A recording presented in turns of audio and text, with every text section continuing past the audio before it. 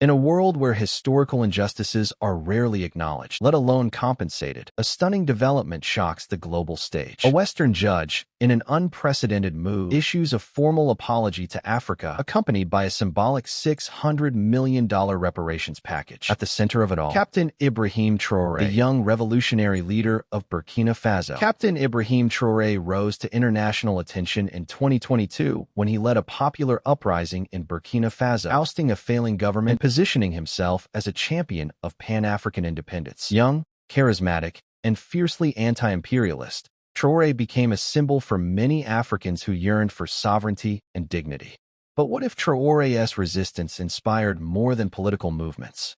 What if it provoked moral reckonings? In courtrooms far from Ouagadougou, Judge Jonathan Robert, a fictional representation, but inspired by decades of human rights activists and legal scholars, represents a new wave of Western conscience. In this imagined scenario, he stands before a symbolic tribunal, not to judge, but to apologize. On behalf of a judiciary that has long upheld systems of oppression, I offer this apology, not only in words, but with $600 million in reparations to Burkina Faso and the African continent. Whether real or imagined, this scene forces us to ask, what would justice truly look like? For centuries, Africa was carved, extracted, and exploited. From the Atlantic slave trade to brutal colonial regimes and post-independence neo-colonial control, entire generations were robbed of opportunity, culture, and life. Burkina Faso, formerly Upper Volta under French rule, was no exception.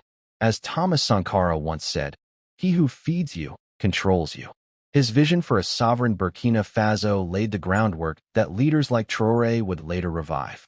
So why $600 million? While modest compared to the trillions siphoned from Africa's resources, this sum would represent more than money. It would be a symbolic recognition of harm. But would that be enough? Asterisk, insert clips. African economists debating reparations. AU summit footage. Reparations are not just about cash transfers. They are about infrastructure, education, healing, and returning control to African hands. Other countries have flirted with reconciliation. South Africa held a Truth and Reconciliation Commission. Germany acknowledged its genocide in Namibia with over $1 billion in aid. The U.S. still debates reparations for slavery. But never before has a judge publicly apologized on behalf of an entire system, and directly to a sitting African leader.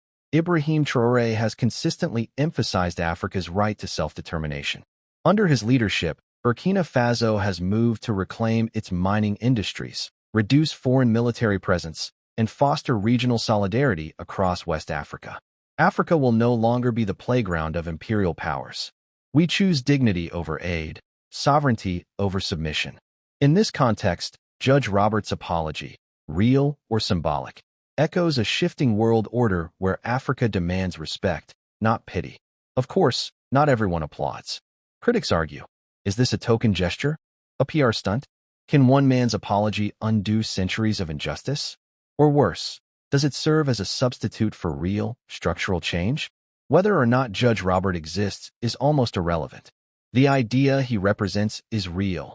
The growing call for historical justice, the reckoning of colonial pasts, and the urgent demand to redistribute power in a world still scarred by imperialism. So what would you do if the world truly apologized? Would it change anything? Or is the real power not in the apology, but in what Africa decides to do next?